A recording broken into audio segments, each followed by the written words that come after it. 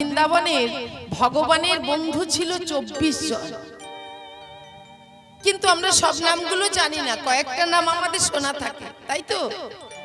ভগবানের বন্ধু হচ্ছে বৃন্দাবনে 24 জন। সেই 24 জন বন্ধুর মধ্যে 12 জন বন্ধু ছিল অন্তরঙ্গ। অন্তরঙ্গ আমরা কাকে বলবো? না, যাদের কাছে মনের কথা খুলে বলা যায়, যাদের কাছে অন্তরের কথা খুলে বলা যায়, তারাই হলো অন্তরঙ্গ। তা বৃন্দাবনে ভগবানের 12 জন অন্তরঙ্গ বন্ধু ছিল, সখা ছিল। সেই 12 জন অন্তরঙ্গ সখার নাম কি কি? শ্রীদাম, সুদাম, দাম, বসুদাম, সুবল, মহাবল, সুবাহু, মহাবাহু, স্তোককৃষ্ণ, অর্জুন, লবঙ্গ, মধুমঙ্গল। 12 জন হয়েছে বাবা। এই 12 জন ছিল কৃষ্ণের খুব কাছের বন্ধু, কাছের সখা।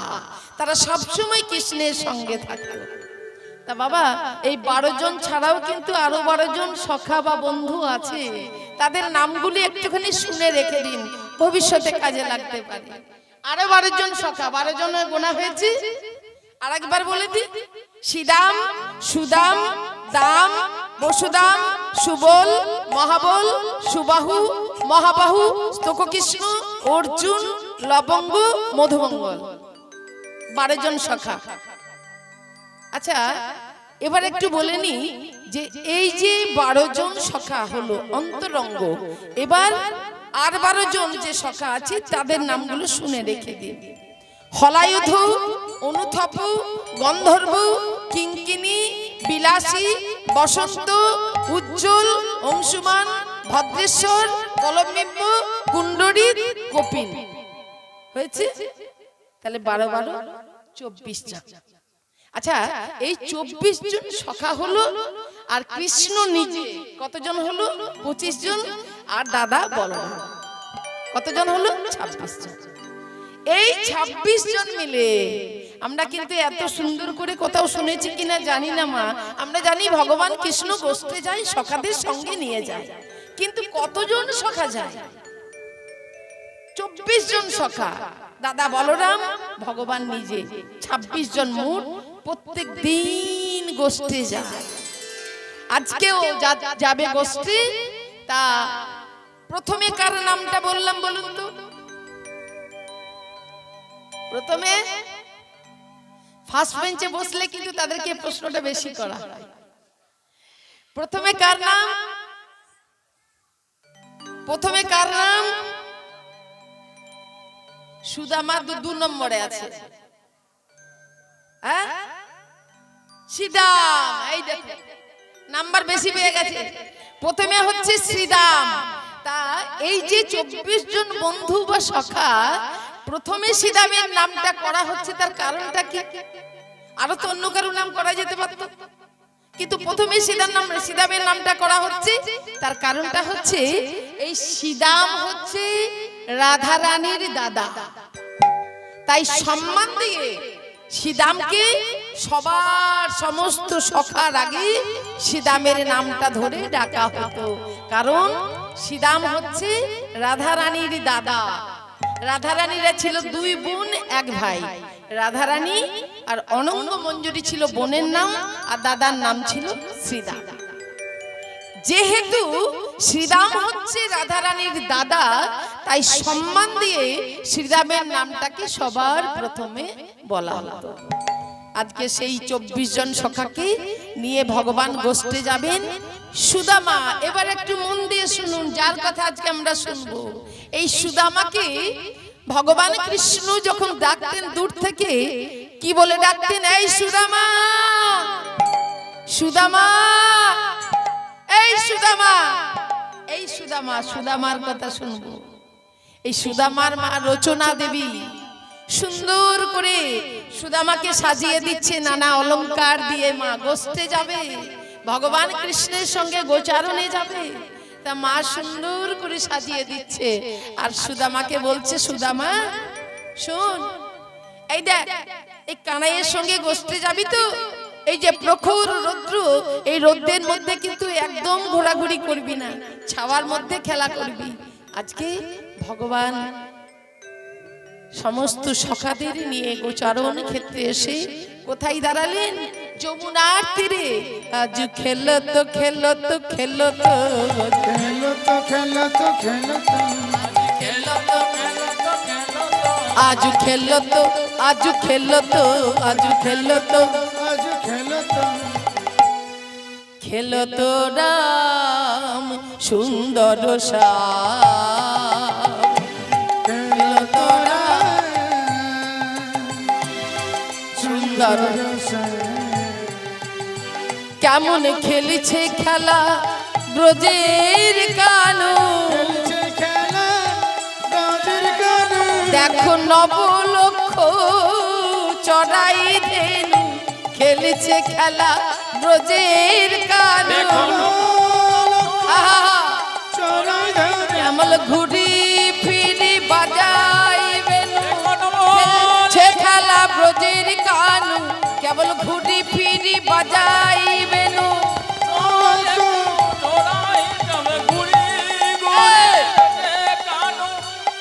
এ খেলা খেলবো না,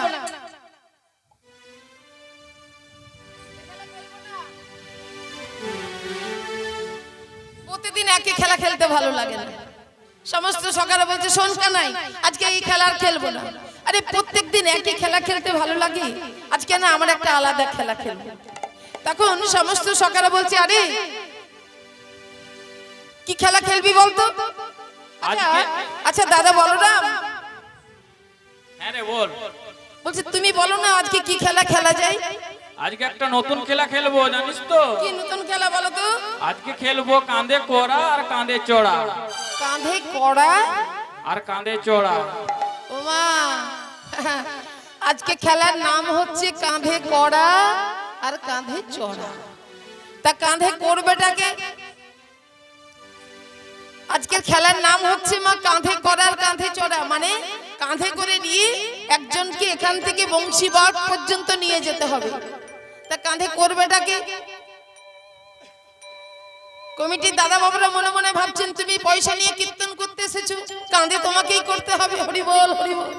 বলো না না শোনো এক কাজ কর। সুবল বলছে এক কাজ কর, হ্যাঁ আমরা যে 26 জন আছি না, এই কাঁধে করবেটাকে সেটা এখনই বেরিয়ে যাবে। কারণ 26টা পাতা তুলে নিয়ে আয় কাছে থেকে। ওই 26টা পাতার মধ্যে একটা পাতা ফুটো পাতা ছিদ্র থাকবে, আর সেই ছিদ্র পাতা যার ভাগে পড়বে সেই হবে চোর, আর তাকে ওই কাঁধে করে এখান থেকে বংশীবট পর্যন্ত নিয়ে যেতে হবে। এবার সকালে করলো কি, 26টা পাতা তুলে নিয়ে এসেছে গাছে থেকে। এই 26টা পাতা এক এক জনে একটা করে টেনে নেবে।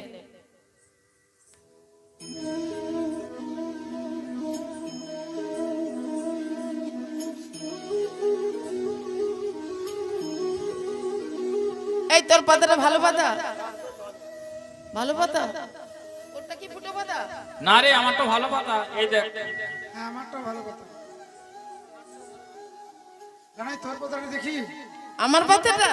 আরে আমার পাতা তো আমি এখনো নিজেই দেখিনি। এই বলে সবাই যখন বলছে কানাই তোর পাতাটা দেখি তোর পাতাটা দেখি, তখন কানাই নিজের পাতাটা দেখছে।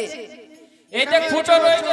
তুই চোর, তুই আরে চোর। এই চোর বলবি না, কারণ আমি মোর হয়েছি ঠিক কথাই, কিন্তু আমি যখন চুরি করি আমি একা খাই না, তোদের সকলকে দিয়েই তবে আমি খাই। হ্যাঁ আজকে কানাই চোর হয়ে গেছে বাবা।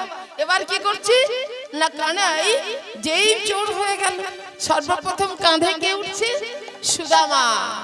আজকে সুদামাকে ভগবান কাঁধে নিয়েছে, সুদামাকে ভগবান কাঁধে নিয়েছে, আর কাঁধে নিয়ে আজকে ভগবান ছুটতে ছুটতে চলছেন যমুনার তীর থেকে বংশীবট পর্যন্ত।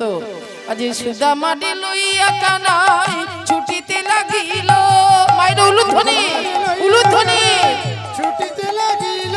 আরে সুদামারে লইয়া কানাই ছুটিতে লাগিল।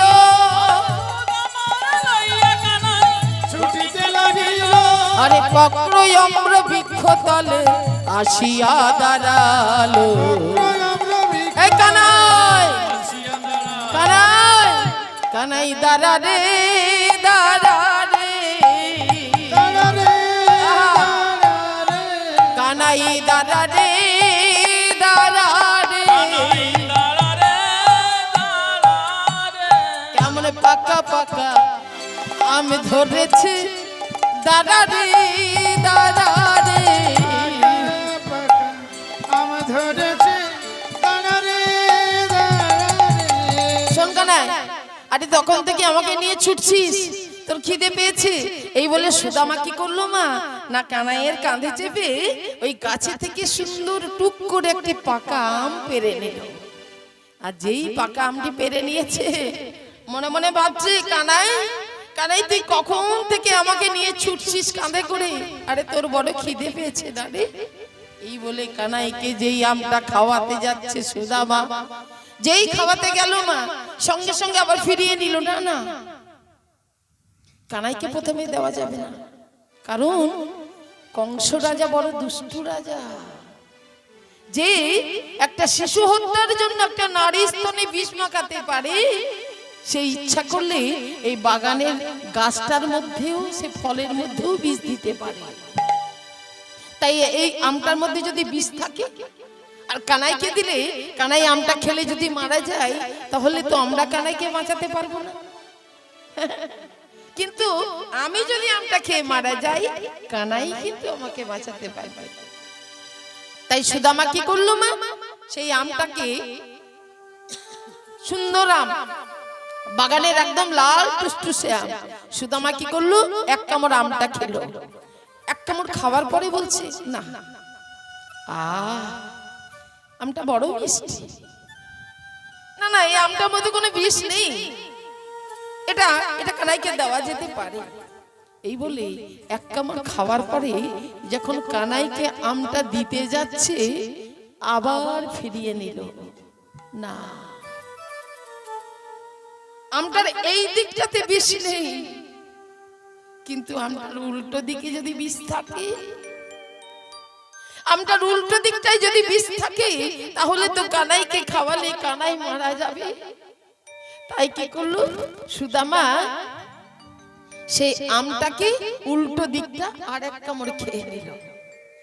আর এক কামড় খাওয়ার পরে যখন দেখছে না না এই আমটার মধ্যে কোনো বিষ নেই, এটা কানাইকে দেওয়া যেতেই পারে, যখন দেখে নিল যে আমটা একদম বিষ নেই, সুন্দর মিষ্টি আম, তখন দুদিকে সুদামা খাওয়ার পরে সুদামা কি করছে, এবার কি করলো, আজি ঠুকুরে বলে খারে কানাই, ঠুকুরে বলে খারে কানাই, ওরে ধন্য অনুরাগের বালাই, এঠো করে বলে খারে কানাই, ধন্য অনুরাগের বালাই, ঠুকুরে বলে খারে কানাই।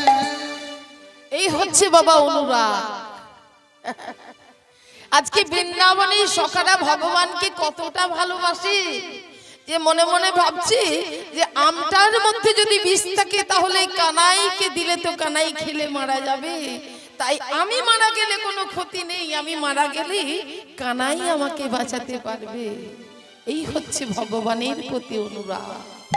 মাগো শ্রদ্ধেয় ভক্তমণ্ডলী, আমার ভক্তিমতী মায়েরা, ভগবান ছাড়া আমাদের কোনো গতি নেই, আর এই হরি নাম ছাড়া আমাদের কোনো গতি নেই। কারণ আজকে আপনি যার সাথে সংসার করছেন, স্বামী স্ত্রী পুত্র পরিবার, কেউ কিন্তু আপনার আপন নয়, আপন কি একজন, তিনি হচ্ছেন ভগবান।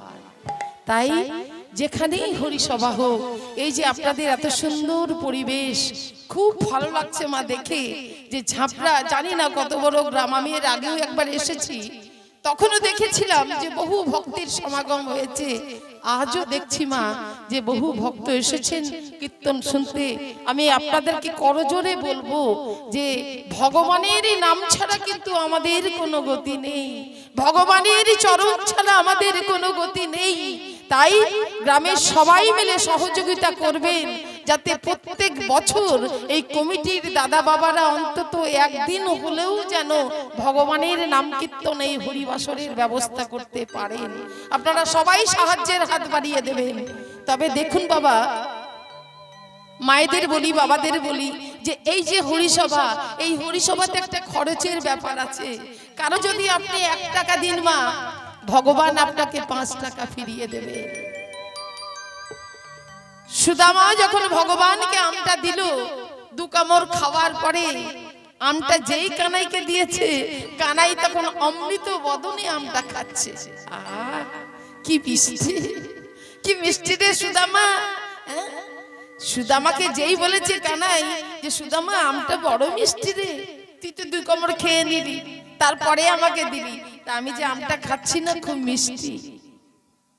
তখন সুদামা কানাইকে বলছে, শোন কানাই শোন, এই আমটা যে মিষ্টি না, তোকে আমি খেতে দিলাম বটে, তুই খা, তবে তুই খাওয়ার পরে যেন আমটা আমাকে আবার দিয়ে দিস। কেন জানিস? তোর একটু বড় মিঠা লাগে ভাই রে কানাই, একটু মিঠা লাগে ভাই রে কানাই। শোন কানাই, তোকে যে আমটা দিলাম, তো আমটা পুরোটা খেয়ে নিস না, তুই খুব ভালো করে জানিস তোরে ঠো বড় মিঠা লাগে ভাই রে কানাই। একটু বড় মিঠা লাগে ভাই রে কানাই। আমরা খাইতে বড় সুখ পাই। কানাই আস্তে, ওরে তাইতে তোরে ঠোখাই, খাইতে বড় সুখ পাই, ওরে তাই, তোর ঠোকা তাই খেতে খেতে তোর মুখ হতে দিতে হলো, তাই তোর মুখ হতে দিতে হলো, তাই এঠো বড় মিঠা লাগে ভাই রে কানাই, তোর এঠো বড় মিঠা লাগে ভাই রে কানাই। কানাই বলছে, শোন সুদামা, আমার এঠো বলে আমটা মিষ্টি লাগে না এই বাগানের আমটাই মিষ্টি? সুদামা বলছে, কানাই শোন, এই বাগানের আম তোর সেবার জন্য সে তো স্বভাবতই মিষ্টি হওয়া দরকার, কিন্তু একটা কথা কি জানিস? দেখবি মায়েরা লক্ষ্য করে দেখবেন যে একটা পেয়ারা গাছের মধ্যে 1 গাছ পেয়ারা ধরে আছে, তাই না মা? তা 1 গাছ পেয়ারা ধরে আছে গাছটার মধ্যে, সেই 1 গাছ পেয়ারার মধ্যে একটা পেয়ারা যদি একটা টিয়া পাখিতে খুঁটে দেয়, সেই পেয়ারাটা কিন্তু বেশি মিষ্টি লাগে। তাই সুদামা কানাইকে বলছে, শোন ওরে ও রাঙায় অধর মাঝে, কানাই না জানে কি সুধায় আছে, আধার মাঝে না জানে কি সুধা আছে। ওরে কোন বিধি গড়ে ছিল বলি হারি যাই, সেই বিধির বলি হারি যাই, এঠো বড় মিঠা লাগে ভাই রে কানাই, তোর মিঠা লাগে ভাই রে কানাই। যেই বলেছে কানাই তোর একটু আম কিন্তু খুব ভালো লাগে, অমনি কানাইয়ের কদরটা বেড়ে গেল না। যেই বলেছে তোর এটা খেতে খুব ভালো লাগে, সঙ্গে সঙ্গে কানাই বলছে, আচ্ছা আমার এঁঠো খেতে যদি তোর এত ভালো লাগে তাহলে আমার এঁঠো তোকে আমি শুধু শুধু দেব কেন? আমায় কিছু দে, আমায় কিছু দে। আমার এঁঠো যদি তোর এত ভালো লাগে তাহলে আমি তোকে শুধু শুধু দেব কেন? আমাকে কিছু দে আগে। তখন সুদামা বলছে, কানাই শোন, তোকে দেওয়ার তো আমাদের আর কিছু নেই, তোকে সমস্ত কিছু আমরা দান করে দিয়েছি। তবে শোন, আমি যখন গোষ্ঠে আসি না, আমার মা রচনা দেবী আমাকে নানা অলংকার দিয়ে সাজিয়ে দিয়েছে। তাই তুই এক কাজ কর, তুই এই উপহার নাও, নাও যাহা নিতে চাও। এই উপহার নাও যাহা নিতে চাও। ওরে এ দাসে উদ্ধবে মোরা কিছু দিতে চাই, উদ্ধবে মোরা কিছু দিতে চাই। এঠো বড় মিঠা লাগে ভাই রে কানাই। মিঠা লাগে ভাই রে কানাই। যেই বলেছে আমার মা রচনা দেবী আমাকে সুন্দর করে সাজিয়ে দিয়েছে, এই নে অলংকার, এই অলংকার তুই নে। এই বলে যখন কানাই কি করলো, আমটা আবার খাওয়ার পরে সুদামার হাতে তুলে দিল। তা বাবা, যেই আমটা কানাই খাওয়ার পরে আবার সুদামার হাতে দিয়েছে, তখন পদকর্ত উদ্ধব দাস তিনি এক পাশে দাঁড়িয়ে আঁচল পেতে সুদামাকে দেখিয়ে বলছে, সুদামা, ও সুদামা, এই দেখো তোমাকে যে কানাই আমটা দিল না, সেই আমটা তুমি খাচ্ছ খাও, কিন্তু খাওয়ার পরে ওই আঁঠিটা যেন যেখানে সেখানে ফেলে দিও না। এই দেখো, এই দেখো সুদামা, ওই আঁঠিটা তুমি যেখানে সেখানে ফেলে দিও না। এই দেখো সুদামা, আমি আঁচল পেতে, সুদামা আমি বসে আছি আঁচল,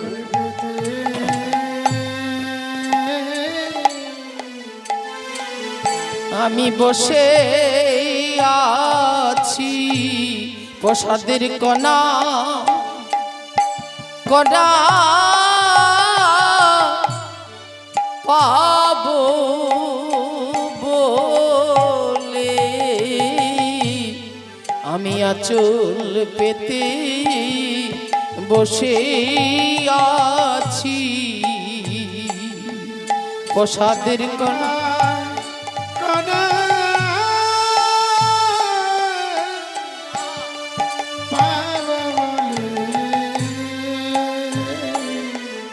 আমি আঁচল পেতে বসে আমায় আশায় নৈরাশ করো নাহি, আমি আঁচল পেতে বসে আছি। আমায় আশায় নৈরাশ করো নাহি, কোনায় কোনায় পাবো বলে।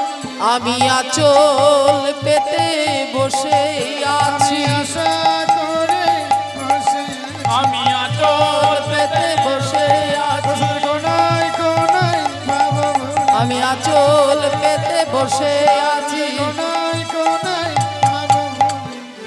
আঁচল বসে